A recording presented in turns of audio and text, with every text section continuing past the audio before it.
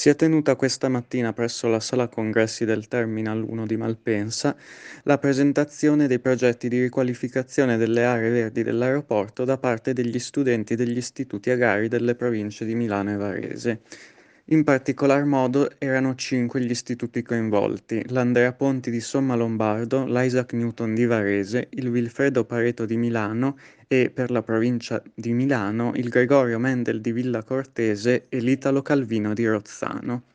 Gli studenti hanno presentato dei progetti inerenti alla riqualificazione e alla piantumazione degli spazi verdi presenti lungo il sedime aeroportuale, sia al Terminal 1 che al Terminal 2.